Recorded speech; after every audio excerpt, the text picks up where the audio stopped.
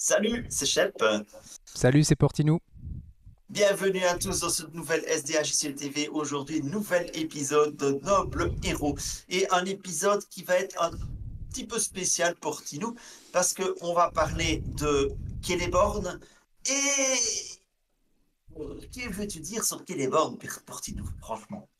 Ben, il va pas y avoir beaucoup de surprises dans cet épisode, donc pour les joueurs qui ont l'habitude de jouer Celeborn ou qui ont l'habitude de jouer Sylvain, c'est pas un épisode qui va amener des surprises. On a pensé cet épisode plutôt vraiment dans l'optique d'un joueur débutant qui n'a pas l'habitude de jouer Sylvain ou qui ne comprend pas comment maîtriser au mieux l'archétype Sylvain, euh, et lui expliquer finalement comment il peut en tirer le meilleur parti, quelles sont les cartes clés dans l'archétype Sylvain et comment est-ce qu'on va pouvoir exploiter au mieux la mécanique globale. Donc si vous maîtrisez déjà le Sylvain, que vous voyez vraiment comment en tirer le plein potentiel, ben vous n'allez pas apprendre grand-chose dans cette vidéo, mais c'est vraiment une vidéo qui s'adresse aux débutants qui par exemple viendraient d'acquérir le pack des elfes de la Lorien et qui se demandent un petit peu comment est-ce on peut faire tourner cette mécanique-là. Parfait, parce que Sylvain, c'est beaucoup plus technique qu'il n'y paraît pour bien le faire tourner. Donc, on va un petit peu regarder ça. Et comme Celeborn porte littéralement l'archétype, eh bien, enfin, porte. Il n'est pas tout seul. Mais bon, bref, comme c'est un pion essentiel de l'archétype, eh bien, on va s'attarder un petit peu sur l'archétype à travers lui. Ah, tu penses à sa femme tout de suite, à mon avis, Shep. Oui, oui, oui, oui, ben oui. Et que serait un homme sans sa femme? C'est Hein. ça. Voilà. Attention, attention, tu vas avoir les réponses en commentaire qui vont te surprendre. J'aime bien, Bien, j'aime bien. alors, Celeborn, je vais lire la fiche du personnage. C'est un héros qui a 11 de menace, 3 points de volonté, 2 points d'attaque, 2 points de défense et 4 points de vie, qui a les traits sylvain et noble, et qui a une réponse. Quand un allié sylvain entre en jeu, cet allié gagne plus 1 de volonté, plus 1 d'attaque et plus 1 de défense jusqu'à la fin du tour. Voilà. Que dire si ce n'est que c'est très clairement écrit Sylvain sur la carte. Hein. Bon, je garde pour la toute fin de la vidéo quand même un usage hors Sylvain que j'ai déjà fait qui est des bornes pour la petite anecdote. Mais voilà, ici, clairement, on a une carte qui porte un archétype. Alors Et l'avantage, donc l'idée, c'est qu'on va vas-y, vouloir faire rentrer des Sylvains le plus souvent possible. voilà. Le, le- L'avantage ici avec Celeborn quand on est en édition révisée, c'est que le pack des elfes de la Lorien est très bien fait. Vous avez pratiquement toutes les pièces les plus importantes de l'archétype sylvain dedans. On peut pas on peut pas dire la même chose des autres archétypes qui sont sortis dans les packs préconstruits. Le sylvain est clairement le plus abouti. Il manque pratiquement aucune carte pour avoir le deck sylvain optimal. Donc si vous deviez le construire en édition complète, bah, votre deck ressemblerait à peu près à ce que vous êtes capable de faire déjà en édition révisée. Et effectivement, bah, quelque chose qu'on doit expliquer, qui peut paraître évident aux joueurs qui maîtrisent déjà l'archétype sylvain, c'est que le but de cet archétype, c'est de faire rentrer les alliés en jeu. C'est-à-dire que on parle aussi de mécanique de jump, on veut que les alliés rentrent en jeu, mais on veut les faire remonter dans notre main le plus souvent possible pour les remettre une deuxième fois à table. Puisque le pouvoir de Celeborn ne tient que, entre guillemets, sur le premier tour quand les Sylvains rentrent. Donc ça va être très fort au moment où vous jouez votre allié, mais le deuxième tour, votre allié redevient, entre guillemets, un allié lambda, voire un allié moins fort. Et alors une deuxième chose qu'on peut dire sur l'archétype Sylvain, c'est que beaucoup des alliés Sylvains combattent avec cette capacité de tour d'entrée en jeu. C'est-à-dire que quand vous lisez le texte avec la plupart des alliés Sylvains, ils ont un effet quand l'allié entre en jeu. Donc, là aussi, vous avez envie de les faire remonter dans votre main pour les refaire rentrer une deuxième fois et redéclencher cet effet-là. Il y a quelques exceptions dans les alliés sylvains. On peut par exemple penser à une Marche en rivière qui n'a pas d'effet d'entrée de jeu, mais c'est plus l'exception. On va dire que 19 alliés sylvains sur 20 ont, cette réponse quand ils entrent en jeu qui est inscrite sur leur carte. Alors au-delà de ça, Absolument. Shep, oui vas-y. Ben, j'allais simplement dire que dans cette vidéo, on va pas s'attarder sur la synergie évidente qui existe avec Galadriel, hein, parce que Galadriel, les alliés, au moment où ils rentrent en jeu, ils s'inclinent pas. Sylvain, on a envie de faire rentrer les alliés le plus souvent possible, qui auront un bonus et qui ne s'inclineront pas pour partir en quête. Donc voilà, la synergie, elle est évidente et on ne va pas s'attarder sur celle-ci. Ici, on va quand même s'attarder sur d'autres éléments. Voilà, tout à fait. Ceci étant dit, évidemment, Celeborn Galadriel, on fait une petite parenthèse là-dessus. Celeborn Galadriel, c'est le meilleur duo à avoir dans un archétype sylvain. Le troisième héros qui vous est proposé dans la boîte de démarrage, à le dire, n'est peut-être pas le meilleur héros. Hein. On utilise souvent Bifur comme troisième héros dans un Sylvain, on va revenir là-dessus. En tout cas, on joue sur un trisphère avec commandement, énergie, connaissance. La plupart du temps, en Sylvain, c'est là que vous avez les alliés les plus forts. Ceci étant dit, les deux ne sont pas inséparables. Donc Galadriel fonctionne extrêmement bien en dehors de l'archétype Sylvain aussi. Donc, si vous ne l'avez jamais fait, testez Galadriel en dehors de l'archétype Sylvain. Et l'archétype Sylvain fonctionne sans Galadriel aussi. Donc, si vous en avez marre, vous n'aimez pas la tronche de Galadriel ou que vous avez envie d'avoir un autre héros, sachez que ça marche aussi. C'est moins fort, mais ça marche. Alors, Shep, je te propose de dire avant de passer sur les cartes, de s'attarder 2 secondes sur les statistiques de Celeborn, parce qu'on est très intéressé par sa réponse, mais il faut dire aussi que Celeborn est un héros qui, en termes de statistiques, est très puissant aussi. Oui, ils sont 3 de volonté, tout particulièrement dans une sphère où il n'y a pas beaucoup de héros avec une forte volonté. Et donc, ce Celeborn, je me souviens à l'époque où il est sorti, quand on n'avait pas une collection complète, c'était quasiment la seule option en commandement qui apportait de la volonté. Et c'est déjà arrivé de jouer Celeborn dans un deck juste parce qu'il avait 3 de volonté en commandement et qu'il apportait la sphère commandement. Donc, c'est loin d'être négligeable.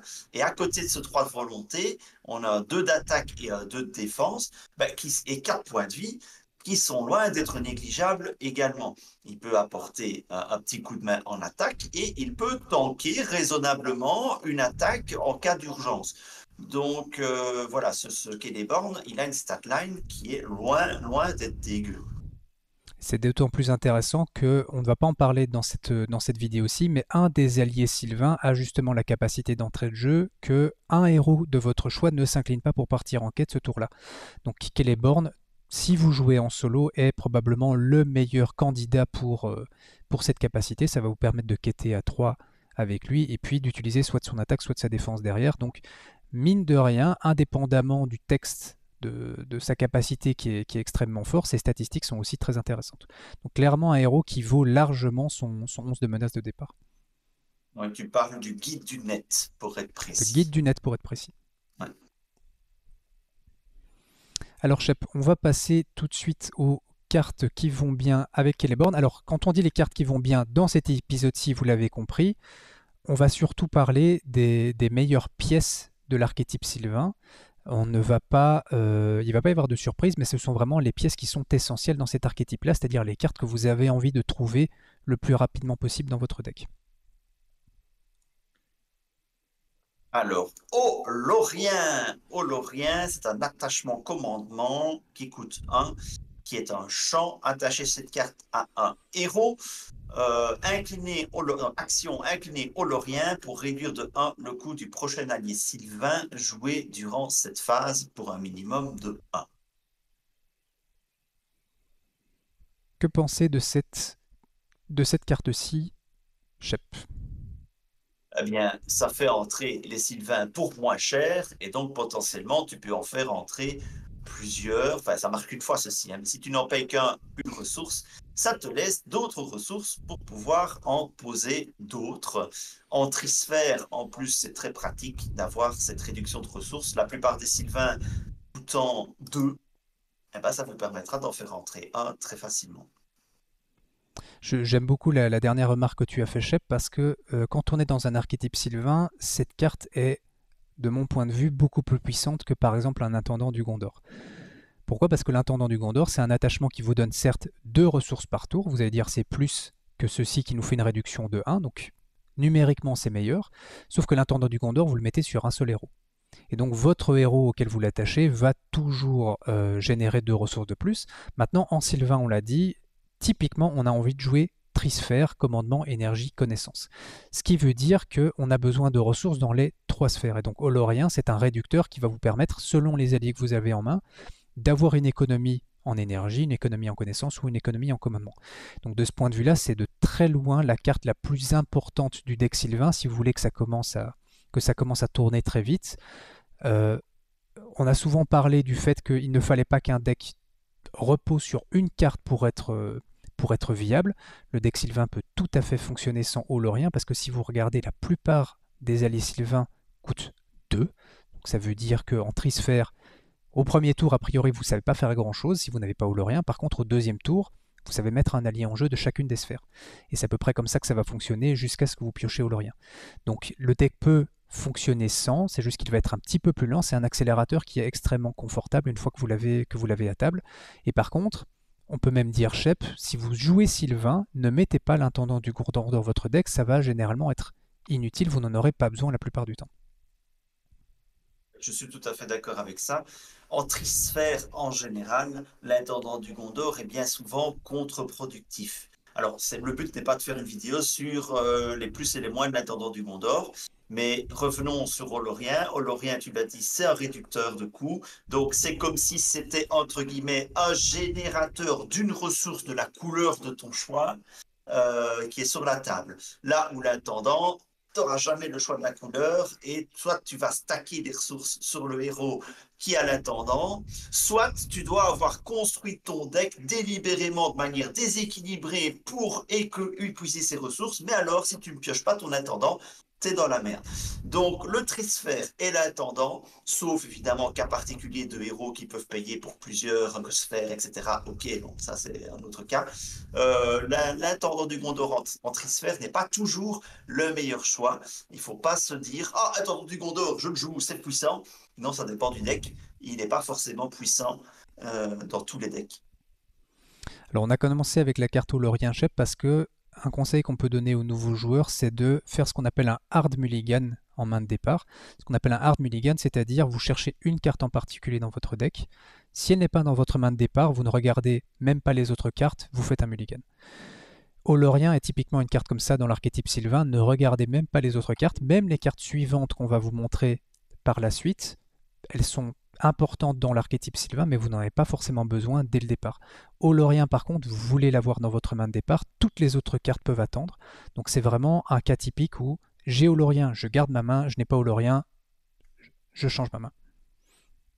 J'ai même envie de préciser qu'il y a à peu près deux vraiment types de Art Mulligan. Moi, je fais une petite distinction. Il y a le Art Mulligan de la carte que tu veux absolument avoir en main, qui est le cœur de ton deck. Et puis, tu as le Art Mulligan du rien n'est vraiment indispensable, alors tu vas essayer d'aller chercher ce qui est le plus intéressant. Et je trouve qu'on entre dans cette deuxième catégorie, parce que tu l'as dit, un deck Sylvain sans Olorien, ça peut tourner. Mais ça tourne mieux avec Olorien. Et il n'y a rien d'autre qui est indispensable dans le deck Sylvain à avoir en première main. À peu près tout est jouable parce que le deck est globalement peu cher. La seule chose que tu ne veux pas avoir en première main, c'est Os de Galadriel. Donc, autant chercher Olorien. Autant chercher la carte qui va apporter quelque chose. Même si on peut se débrouiller sans, comme il n'y a rien d'indispensable à avoir à côté, autant essayer d'aller la chercher. Voilà, tu as tout dit. Et donc je suppose, Shep, on va de nouveau réussir à tenir plus de 5 minutes sur une carte obvious. Donc je te propose de passer à la suite. Maintenant qu'on a beaucoup détaillé la carte centrale de l'archétype Sylvain en termes d'économie. Alors une deuxième carte. C'est à toi de dire, je pense. Je pense aussi. Donc une deuxième carte très importante dans l'archétype Sylvain, c'est l'événement Légende des Arbres. C'est un événement qui coûte 0, et ça c'est très appréciable. On est dans la sphère connaissance ici, avec une action, ramenez dans votre main un allié Sylvain que vous contrôlez pour chercher parmi les 5 premières cartes de votre deck un allié Sylvain, mettez cet allié en jeu et mélangez les cartes restantes dans votre deck. Vous ne pouvez jouer qu'un seul exemplaire de Légende des Arbres à chaque phase. Ah, les Gens des Arbres, c'est une carte qu'on aime beaucoup avoir, je trouve, en particulier en début de partie, parce que c'est une carte qui va vous permettre de mettre en jeu un allié potentiellement plus cher que vous aurez dans votre main. Parce qu'on a dit la plupart des alliés coûtent 2, mais il y a quand même de ci, de là, 2-3 alliés Sylvains très intéressants qui coûtent plus cher. Le problème de ces alliés chers, c'est qu'il faut les payer. Avec les Gens des Arbres, si vous ramenez un petit Sylvain qui coûte 1 ou 2 dans votre main et que vous posez en échange un Sylvain qui coûte 3 ou 4, ben, vous faites aussi un gain de ressources assez évident. L'autre avantage, c'est que ça va faire rentrer en jeu un Sylvain qui bien souvent a un effet d'entrée de jeu qui va se déclencher. Et puis, un dernier avantage, c'est que tu as récupéré un Sylvain dans ta main. Généralement, tu vas en récupérer un qui n'est pas cher, que tu vas pouvoir rejouer facilement derrière et qui va déclencher son effet d'entrée de jeu également. Donc, les gens des arbres, pour une carte gratuite, ça t'apporte un avantage en termes de ressources, ça t'apporte une option dans ta main pour pouvoir déclencher un effet, et ça va déclencher l'effet de Sylvain que tu vas mettre en jeu. Donc, c'est super fort, en fait, quand tu vois pour 0 et une carte, tout ce que ça t'apporte dans la partie. Voilà, tu as tout dit, Shep, c'est vraiment l'événement le plus intéressant à avoir en Sylvain. Vous voulez l'avoir en début de partie, vous voulez l'avoir en milieu de partie, vous voulez l'avoir en fin de partie. Quand vous avez les gens des arbres, vous êtes super content la plupart du temps en Sylvain. Une chose qu'on n'a pas mentionnée encore, c'est que ça vous permet aussi de mettre en jeu un Sylvain dans une sphère dont vous n'avez aucun héros, dont vous n'avez pas de générateur de ressources. À ce stade, au moment où on tourne la vidéo, l'allié Legolas Tactique n'est pas encore sorti, il me semble, mais c'est un excellent candidat si vous voulez jouer un petit peu, si vous avez des moyens de vous assurer que Legolas va sortir, c'est un excellent moyen, sans jouer tactique, de faire entrer par exemple l'allié Legolas en jeu, qui est un allié qui a une capacité très intéressante, qui n'a pas d'effet d'entrée de jeu par contre, mais c'est typiquement aussi le genre d'utilisation qu'on peut faire. Maintenant, comme tu l'as dit, le plus intéressant avec les gens des arbres, c'est surtout que on retrigger la capacité de Celeborn, avec un allié qu'on remonte en main, donc il va revenir une deuxième fois. On va aussi redéclencher la réponse d'entrée de jeu de cet allié qu'on a remonté en main la plupart du temps. Donc c'est extrêmement intéressant et c'est typiquement le genre d'événement que vous voulez. Je vais faire une petite parenthèse ici, Shep, sur la manière de répartir un deck Sylvain. Donc comme d'habitude, vous trouverez dans la description de la vidéo un lien vers un deck qui ressemble très fort au deck préconstruit, mais qui n'est pas tout à fait le deck préconstruit. On a la modestie de penser que c'est plus fort que le deck préconstruit, le deck qu'on vous propose ici. Dans un deck Sylvain, malgré la capacité de Celeborn, vous n'avez pas envie d'avoir 50 alliés. Donc typiquement, un bon deck Sylvain va compter environ une vingtaine d'alliés. Par contre, c'est un deck qui va comprendre pas mal d'événements. Donc typiquement dans un deck Sylvain, il n'est pas rare de se retrouver avec plus de 15 événements parce que vous voyez que les événements vont être une pièce essentielle pour faire revenir et repartir les alliés Sylvains de votre main.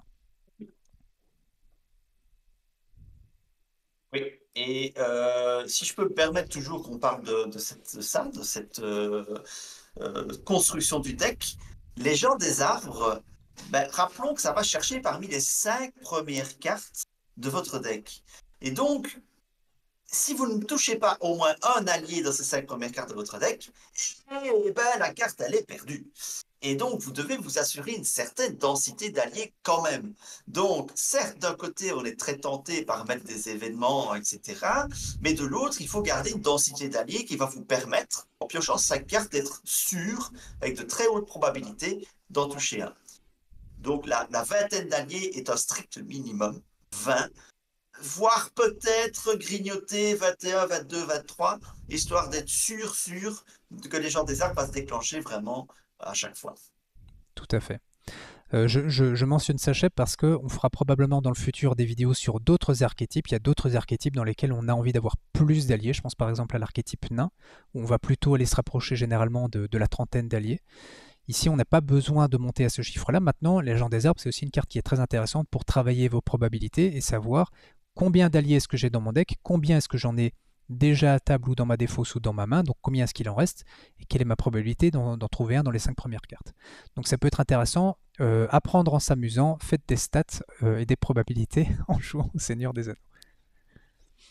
Voilà, de toute façon, vous avez un petit outil sur RingsDB qui est le calculateur de probabilité.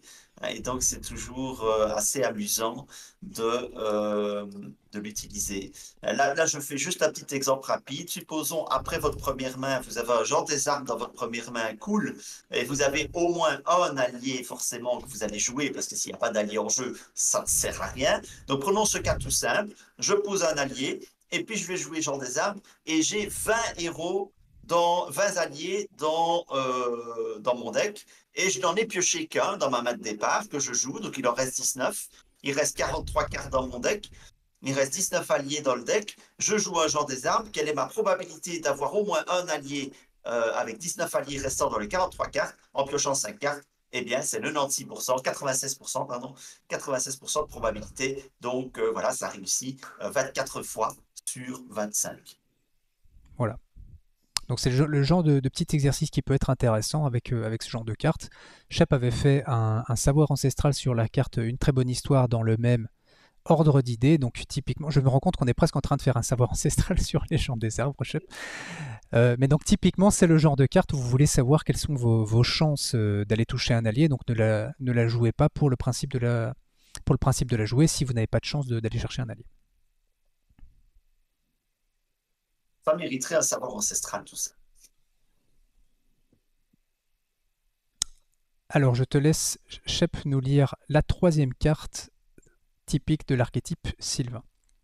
Alors, voix contrefaite, c'est un événement gratuit, encore en commandement. Ça a une action de combat. Ramenez dans votre main un allié sylvain que vous contrôlez pour choisir un ennemi engagé en combat avec un joueur. Cet ennemi ne peut pas attaquer ce joueur durant cette phase. Alors on va tout de suite faire la comparaison avec une carte relativement peu connue des joueurs Shep, qui est la feinte en tactique, qui coûte 1 et qui vous donne en fait plus ou moins le même effet, plus ou moins. C'est vous choisissez un ennemi engagé au combat avec un joueur et cet ennemi ne peut pas attaquer ce joueur à ce tour. Les voies contrefaites, par rapport à la feinte, qu'est-ce qu'on peut en penser dans un archétype Sylvain, Shep? Mais déjà, c'est gratuit. Donc, ce sera toujours jouable pour peu que tu aies un allié sylvain en main. En plus, ça sert l'archétype parce que tu vas ramener un allié sylvain dans ta main. Cet allié sylvain peut être incliné, donc peut avoir été dans la quête juste avant et donc n'aurait de toute façon pas été utile dans cette phase de combat. Et un allié qui revient dans ta main, c'est un effet que tu vas pouvoir redéclencher plus tard. Bref, non seulement vous feintez, mais en plus, vous récupérez un effet qui sera favorable plus tard. Et dernière chose, voix contrefaite en Sylvain, c'est vraiment hyper intéressant pour une raison, c'est que la principale faiblesse de l'archétype Sylvain, c'est qu'il défend comme une moule. Ça défend vraiment très, très, très mal. Et donc, ben, ça vous permet d'éviter de devoir faire une défense. Donc, voilà pour ce qui est de voix contrefaite. Alors si on veut être complet sur ce dernier point, Shep, il y a en édition complète le héros Tranduil qui a un petit peu changé la donne et qui a donné un peu plus de peps en termes de combat à l'archétype Sylvain. Maintenant, vous remarquerez une chose, c'est que la plupart des alliés Sylvains ont un misérable point de vie. Ça, c'est une première chose. Même Celeborn, qui est, je pense, dans l'édition révisée, le meilleur candidat pour faire une défense sur une grosse attaque, vous voyez qu'il ne défend pas si bien que ça. Donc Celeborn, vous allez pouvoir l'utiliser peut-être une fois. Deux, si vraiment vous avez des moyens d'optimiser sa défense. Mais c'est tout. La plupart du temps, en Sylvain, on ne veut pas défendre. Donc voie contrefaite, c'est une carte qui est extrêmement élégante parce que ça remplace une feinte qui est une carte qui vient d'une sphère qu'on n'a pas tendance à jouer en Sylvain. La sphère tactique, c'est la sphère qu'on a tendance à ne pas jouer. Donc ça vous remplace cette carte-là. Alors on dit que c'est une carte gratuite. C'est une carte gratuite, oui et non, parce que le coût est que vous ramenez un allié dans votre main, donc il faudra repayer cet allié. Donc au final, même avec Olorien, probablement que le coût net sera le même que celui d'une feinte, mais vous avez beaucoup plus d'effets ici, puisque vous redéclenchez la réponse de Celeborn en remettant l'allié en jeu. Et en plus de ça, vous redéclenchez la réponse de l'allié que vous avez ramené en main. Donc c'est extrêmement puissant d'avoir les voies contrefaites dans votre deck. Vous voyez que c'est une autre manière de ramener vos alliés, et celle-ci va vraiment combler finalement la principale faiblesse du deck Sylvain. Oui, et alors je fais une petite précision parce que, ouais, mais Celeborn, il donne plus de défense aux alliés aussi. Oui, mais même, tu l'as dit, avec un malheureux point de vie derrière, avoir plus de défense, ça change pas énormément la donne. Et il y a très très peu d'alliés qui peuvent prétendre être des défenseurs en Sylvain, malheureusement. Ce que la capacité de Celeborn va généralement faire sur vos alliés Sylvains, c'est que c'est un allié qui va défendre à 2 avec un point de vie. Voilà. Vous tankez pas grand chose, vous tankez pas grand chose avec ça. Donc on a plutôt envie de trouver des moyens de ne pas encaisser les attaques. C'est une carte qui est vraiment extrêmement appréciable. Ça a tellement d'effets positifs qu'on est très content de l'avoir dans le deck Sylvain. Alors, Shep, nous allons passer à l'éléphant dans la pièce. Lost des Galadrim. Lost des Galadrim, qui est une carte qui a fait énormément débat, si je peux dire ça comme ça. C'est un événement neutre qui coûte 4, qui a une action qu'on ne peut jouer qu'en phase d'organisation. Ramenez dans votre main chaque allié sylvain que vous contrôlez. Ensuite, jouez gratuitement chacun de ces alliés de votre main, un à la fois. Ah bah oui, bah écoute, ça c'est le killer du deck Sylvain. Une fois que vous commencez à jouer Os des Galadrim, bah, vous faites un gain énorme parce que vous allez déclencher tous les effets d'entrée de jeu de vos Sylvains sur cette phase. Et c'est absolument énorme. Certes, ça coûte 4, mais ça vaut tellement ce prix-là. En plus, c'est 4 neutres. Donc, vous en foutez d'être en trisphère, en bisphère, on s'en fout. 4 neutres, ça se paye beaucoup plus facilement que 4 dans une couleur. Et voilà, vous redéclenchez tous les effets d'entrée de jeu. Et donc, vous allez vous retrouver avec des decks qui vont mettre un jeton sur un lieu, qui vont vous faire piocher, qui vont infliger un dégât, qui vont faire plein de choses, qui vont faire piocher. Enfin bon, ils vont faire plein de choses. Et on en parlera plus tard, qui peuvent faire aussi en sorte de rejouer Os des Galadrim le tour suivant, et puis le tour suivant, et puis le tour suivant, et voilà. Et en plus de cela, ça redéclenche la capacité de Celeborn. Et ça, c'est pas C'est négligeable surtout pour ça. un sou. C'est surtout Ouais. ça. Donc, alors si en plus vous avez Galadriel, la partie est ça ressemble plus à rien. Donc généralement, si vous jouez Los des Galadrim en physique avec un coéquipier, prévenez-le, comme ça il a le temps d'aller faire un café, parce que vous allez effectivement redéclencher tellement d'effets en une fois que, a priori, moi je me suis retrouvé plusieurs fois à table avec des joueurs qui jouaient à un host. J'ai eu l'occasion d'aller tourner une vidéo le temps qu'il joue le host jusqu'au bout.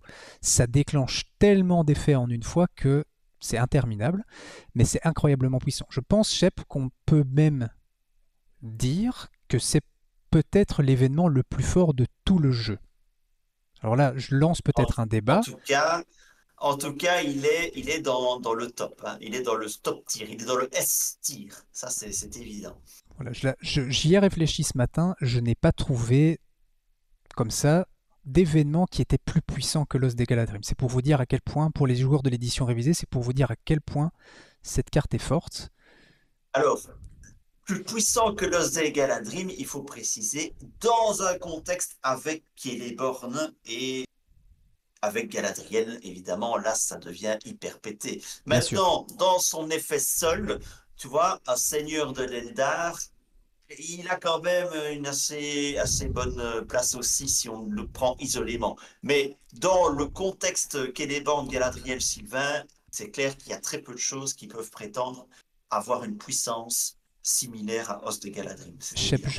je vais te dire un truc sur les seigneurs de l'Eldar. Les seigneurs de l'Eldar, c'est la capacité c'est les os des Galadrim avec juste la capacité de Celeborn. C'est effectivement ce que je savais que tu allais me répondre.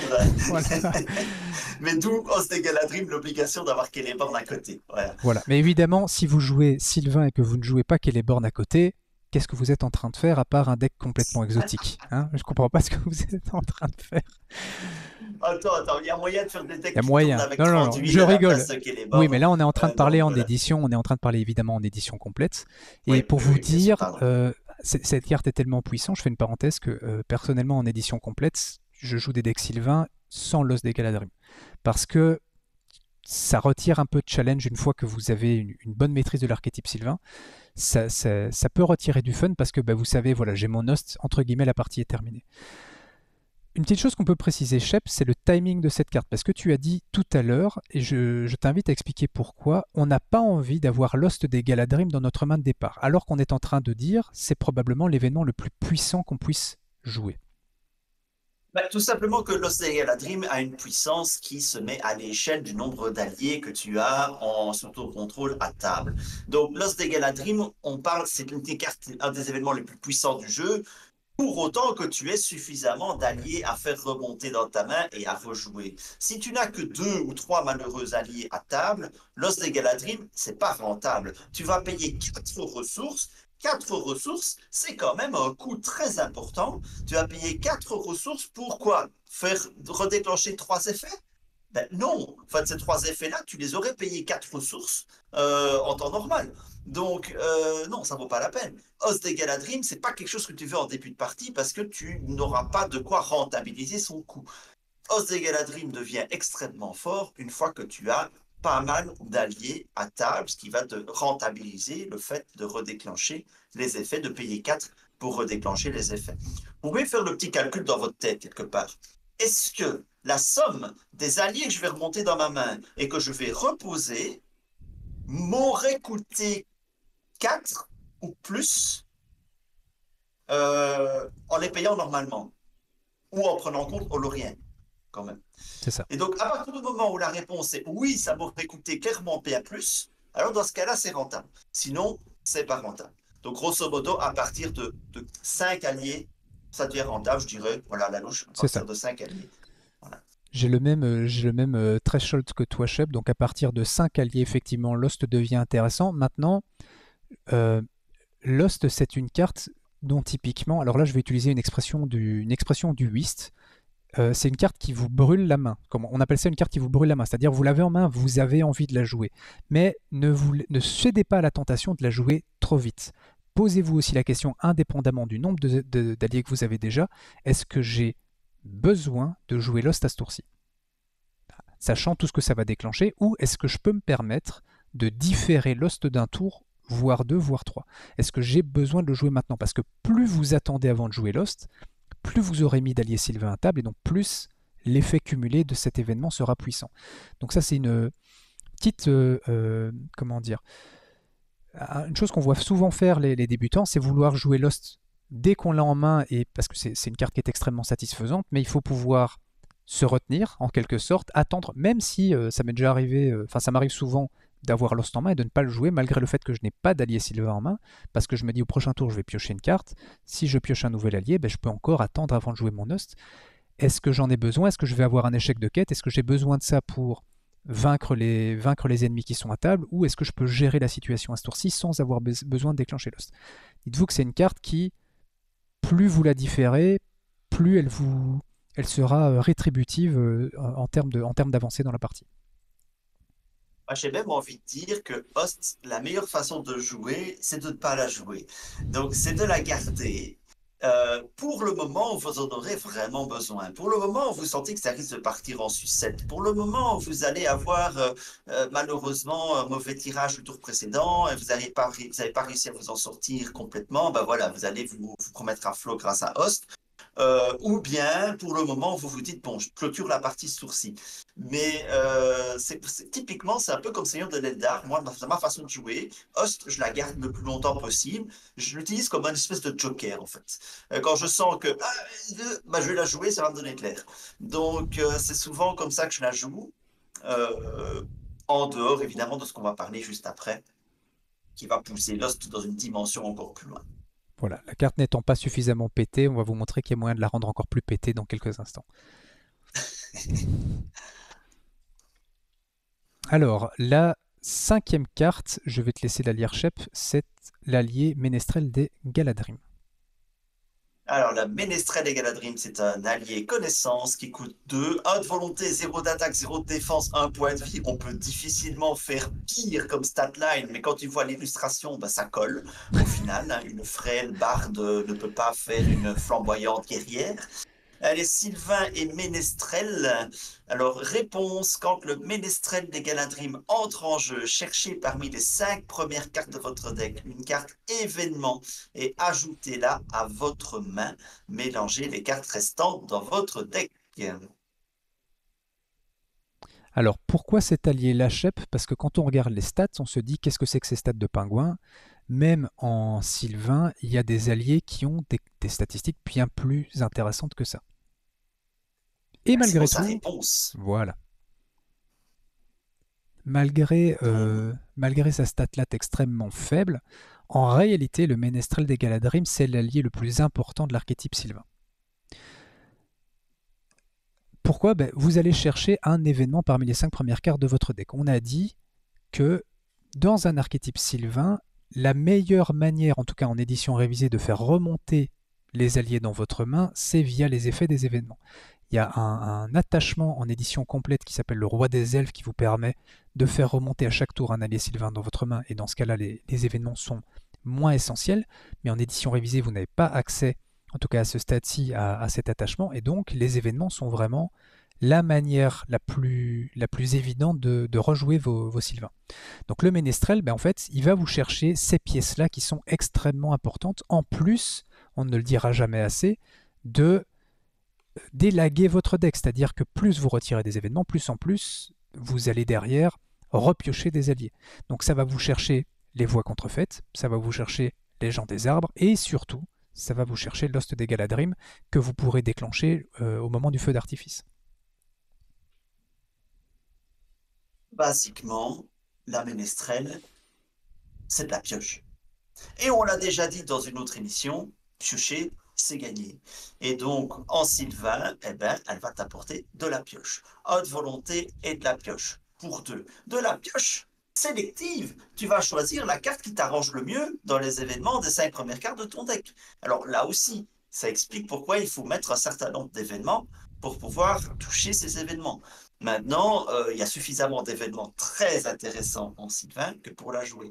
Donc, c'est une excellente carte. Et alors, imaginez quand vous jouez Host sur elle, poum poum, et c'est une pioche de plus. Oh, je repiochais un Host. Et voilà. C'est extrêmement fort. Voilà.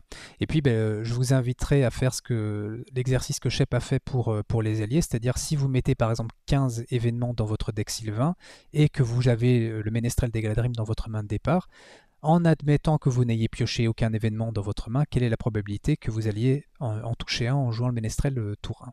Je suis sûr, Shep, que tu es déjà en train de faire l'exercice. 90%.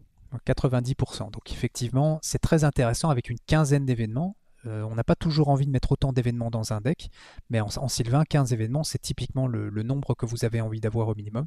Parce que si vous comptez déjà 3 os, 3 voies contrefaites, 3 gens des arbres, ça vous en fait déjà 9.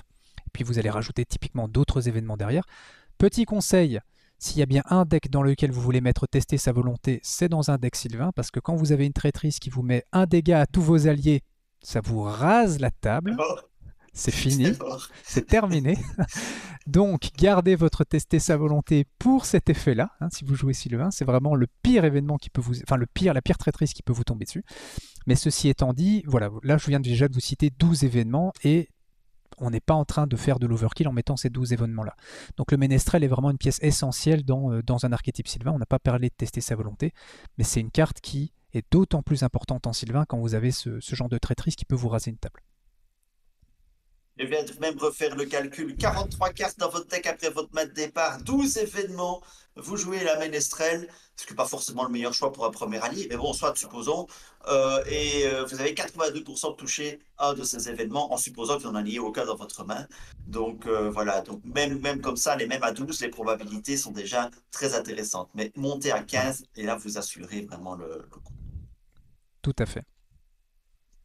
Donc il y a d'autres alliés sylvains qui sont intéressants, qu'on soit clair, mais celui-là, c'est probablement le plus important, c'est celui qui vous accélère le plus votre mécanique sylvain. On pourrait dire qu'il fait à la pioche ce que Olorien fait à la génération de ressources.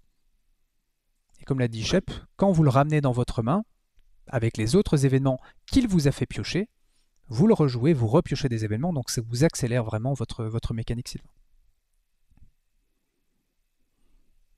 Alors, n'oublions pas que son petit haute volonté, bah, ça mange pas de pain. Quand ça rentre en jeu, ça fait 2 avec Celeborn. Et c'est loin d'être négligeable. Voilà, c'est toujours ça de prix.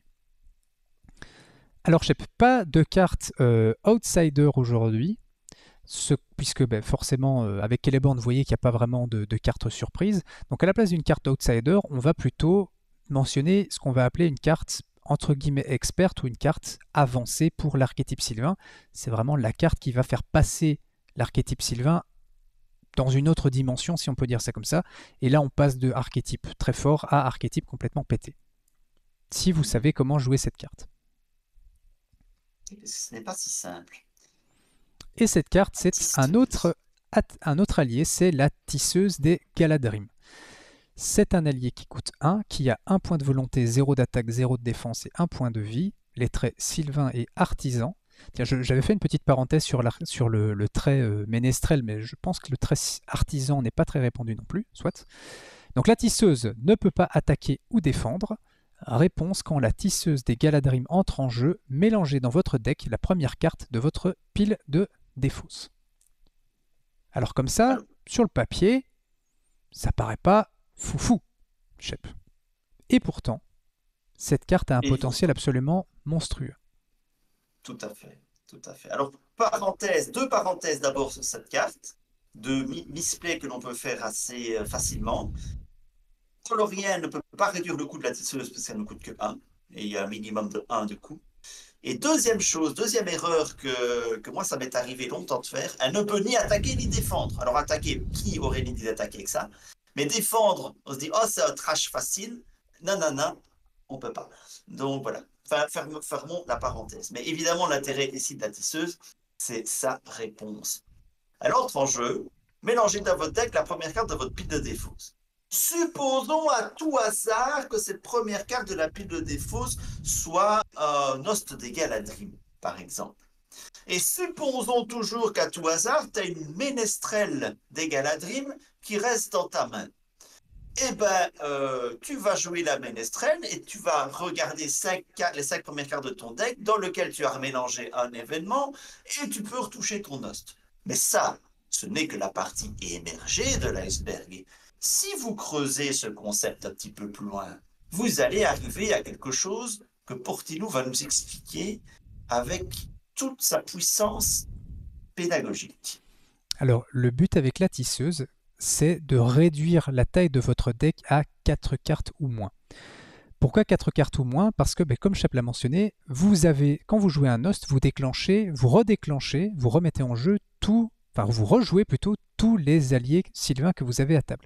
Si vous avez une tisseuse à table et que vous avez un ménestrel à table, et que l'host des Galadrim est la première carte de votre pile de défausse, vous remélangez votre host, comme l'a dit Shep, et vous allez chercher un événement dans les 5 premières cartes avec le ménestrel parce que vous choisissez l'ordre dans lequel vous déclenchez les réponses de vos alliés, et comme il ne restait plus que 4 cartes, vous êtes sûr de toucher votre host. Maintenant, là où ça devient absolument pété, c'est quand vous avez 2 hosts en main. Pourquoi? Vous allez jouer un premier host. Le premier host, entre guillemets, il ne sert à rien. Donc vous déclenchez tous vos effets, pas de problème, et vous allez remélanger n'importe quelle carte dans votre deck. À ce moment-là, l'host que vous venez de jouer devient la première carte, la carte du sommet de votre pile de défausse. Au tour suivant, quand vous allez rejouer un host, la carte que vous allez remélanger dans votre deck, c'est le premier host que vous aviez joué. Et le deuxième host que vous venez de jouer, j'espère que vous suivez, devient la première carte de votre pile de défausse. Alors tu as mentionné, Shep, 2 misplays. On va mentionner un troisième misplay qui est très souvent fait avec ce combo. Un événement ne va dans votre pile de défausse qu'une fois qu'il est complètement résolu. Donc quand je dis je joue l'host des Galadrim, il n'est pas encore dans ma pile de défausse tant que je n'ai pas résolu l'effet en entier. Ce qui veut dire que je ne peux pas remélanger dans mon deck l'host que je viens de jouer. Par contre, si j'en ai joué un précédemment, celui-là va dans ma pile de défausse et je peux le remélanger. Donc le but avec la tisseuse, c'est de réduire votre deck à un minimum. Alors à 4 cartes si vous avez un ménestrel, voire à 0 cartes si vous n'avez pas de ménestrel. Bon, si vous n'avez pas de ménestrel, je ne sais pas comment vous y êtes pris, vous avez probablement eu des saloperies qui vous sont tombées dessus, mais en tout cas, on veut réduire notre deck le plus possible, de manière à ce que on puisse remélanger un host dans un deck qui est vide, repiocher l'host au tour suivant, et vous êtes parti pour rejouer l'host à tous les tours. Notez que l'archétype sylvain a accès à la sphère, on a envie dans l'archétype sylvain de jouer la sphère connaissance. Dans la sphère connaissance, vous avez énormément de manières d'aller piocher des cartes et d'accélérer la défausse de votre deck. On peut mentionner les runes de Dairon. On a montré ici le ménestrel des Galadrim qui va vous permettre d'aller chercher les événements et donc d'accélérer votre pioche. On peut mentionner par exemple Gléowin. On peut mentionner au hasard Béravor parce qu'au final, on peut le dire aussi dans l'archétype sylvain, le héros que vous choisissez dans la sphère connaissance n'est pas celui dont la capacité est vraiment importante, donc vous pouvez tout à fait mettre Béravor en 3e héros, et tout ça va vous faire accélérer finalement la pioche de votre deck. Au moment où vous n'avez pratiquement plus de cartes dans votre deck, c'est là que la tisseuse vous fait passer à un niveau supérieur, donc c'est une manière avancée de jouer Sylvain. on essaie de vider son deck le plus vite possible pour être capable de rejouer un host à tous les tours. Et pour peu que vous Je vais ayez 5 ou 6 rajouter, alliés, ben vous êtes parti pour un feu d'artifice pratiquement à tous les tours. je vais rajouter une autre carte. Si vous voulez vraiment la jouer dans vidange du deck, il y a une autre carte qui, elle, est en commandement et qui est très efficace pour ce genre de choses. C'est une très bonne histoire. Et vous pouvez y aller les yeux fermés, une très bonne histoire. Parce que si dans votre très bonne histoire, vous défaussez votre tisseuse, ben, vous la mettez en jeu et vous allez pouvoir remélanger même une des cartes qui vient d'être défaussée par une très bonne histoire. Parce que pour une très bonne histoire, les cartes, elles sont directement défaussées. Hein. Il est écrit défausser les 5 cartes. Donc, c'est même pas très grave de défausser des cartes vu que la tisseuse, la première, hein, la première, pas n'importe laquelle, pardon, la première des cartes défaussées, vous pourrez toujours la remélanger. Donc, c'est un peu plus risqué, évidemment, c'est moins safe que de vider son deck avec des cartes de pioche. Mais si vous avez vraiment envie de vous la jouer le trip, je vide mon deck le plus vite possible, ben, une très bonne histoire est clairement une option également. Surtout que les alliés que vous allez faire entrer en jeu avec une très bonne histoire vont déclencher leur effet d'entrée de jeu, vont déclencher qui les bords. Donc ça peut être une option aussi dans un deck Sylvain de jouer une très bonne histoire. Et tant qu'à faire, Shep, quitte à mentionner les possibilités, on peut aussi parler de sacrifice héroïque en commandement, puisque sacrifice héroïque Mhm. vous permet de piocher 2 cartes quand un allié quitte le jeu. Donc il n'y a pas besoin qu'il meure, cet allié. Et donc en Sylvain, quand vous ramenez un allié dans votre main, l'allié quitte le jeu. Donc vous pouvez aussi piocher des cartes grâce à sacrifice héroïque. Donc vous voyez que vous avez, avec ce trisphère et les possibilités que vous avez en commandement ou en connaissance, énormément de possibilités d'accélérer la vidange de votre deck. Et mine de rien, une fois que vous arrivez au bout, ben là c'est parti pour le feu d'artifice pratiquement à tous les tours, puisque Lost coûte 4 et que vous ne générez que 3 ressources par tour, sauf si vous avez d'autres artifices pour en générer plus. Mais à partir de ce moment-là, vous êtes extrêmement confortable. Dernière petite chose qu'on peut mentionner, Shep, c'est que ça aussi, c'est une chose qui n'est peut-être pas évidente pour les nouveaux joueurs, c'est que les réponses ne sont pas obligatoirement déclenchées. Pourquoi est-ce que je mentionne ça? Si vous avez 3 tisseuses d'Egaladrim à table et que vous n'avez envie de ramener dans votre deck que un host d'Egaladrim, vous pouvez déclencher la réponse d'une des tisseuses et vous n'êtes pas du tout obligé de déclencher la réponse des 2 autres tisseuses. Donc à partir de ce moment-là, vous êtes sûr qu'il ne reste plus qu'une carte dans votre deck et que c'est un os d'Egaladrim, et vous ne prenez pas le risque, entre guillemets, de piocher une autre carte que celle-là pendant votre tour. Donc ça aussi, c'est une possibilité pour vraiment vous garantir d'avoir Lost. C'est très fun à faire au moins une fois, donc moi je recommande ça aux nouveaux joueurs, d'essayer de mettre en place cette petite mécanique. Ça vous apprend aussi à mettre en place des combos ou des manières de jouer qui cassent complètement le jeu. Maintenant, comme on l'a dit aussi, une fois que vous l'avez fait, vous êtes très satisfait, mais vous n'avez plus envie de faire ça à toutes vos parties, donc vous êtes arrivé au bout de la maîtrise de l'archétype Sylvain à partir du moment où vous arrivez à faire ça sur une partie. Alors, autre petite astuce sur la tisseuse des Galadrim, souvent, moi, quand je joue Sylvain, la tisseuse, ben, je la garde dans ma main. Je la garde dans ma main jusqu'à avoir joué le premier événement crucial que j'ai envie de remélanger dans mon deck. Que ce soit un host ou, pourquoi pas, en tout début de partie, un genre des arbres. Donc voilà, je ne vais pas la poser de manière inconsidérée parce que la tisseuse ne ramène que la première carte de votre défausse et donc il faut que vous ayez un certain contrôle sur cette première carte de votre défausse. Et donc le meilleur moment de jouer la tisseuse, c'est au moment où vous savez que la première carte de votre défausse, vous voulez la remélanger dans votre deck. Donc voilà, je ne la pose pas systématiquement toujours à table, gardant la ressource pour autre chose, un TSV ou quelque chose comme ça. Je ne vais pas me précipiter pour la poser si je ne peux pas en tirer un profit immédiat. Voilà, tu as tout dit, Shep. Et donc, ben, nous avons réussi à parler d'un héros absolument obvious pendant plus de 45 minutes, Shep. Donc, il faut vraiment qu'on se contrôle, hein, parce qu'on parle beaucoup. Mais j'espère que ça permet aux nouveaux joueurs de vraiment appréhender toute la force de l'archétype Sylvain. Comme je l'ai dit, je pense qu'en édition révisée, on peut difficilement argumenter sur le fait que c'est l'archétype le plus puissant qui est à disposition actuellement. Pour vous donner une idée, avec le deck qui vous est proposé ici dans la description de la vidéo, le 3e scénario de la boîte de base, je l'ai passé 2 fois sur mes 3 premiers essais. Comme ça vous donne un petit peu une idée. Ce scénario qui est considéré comme l'un des, si pas le scénario le plus dur du jeu, mais ici en édition révisée, vous le passez de manière assez consistante avec un deck Sylvain. C'est pour vous dire à quel point l'archétype Sylvain est fort à partir du moment où vous comprenez comment en tirer le plein potentiel. Voilà, voilà. Merci à tous de nous avoir suivis pour ce noble héros. Nous reviendrons avec d'autres héros et nous reviendrons avec la formule plus habituelle avec d'autres héros. Mais bon, pour Celeborn, on s'est dit, c'est l'occasion de faire une espèce de mix entre noble héros, savoir ancestral, tech, enfin voilà, c'est un petit peu tout à la fois. C'était une émission feu d'artifice comme Lost des Galadriel. Voilà, merci beaucoup à tout le monde. Je te laisse conclure, Shep.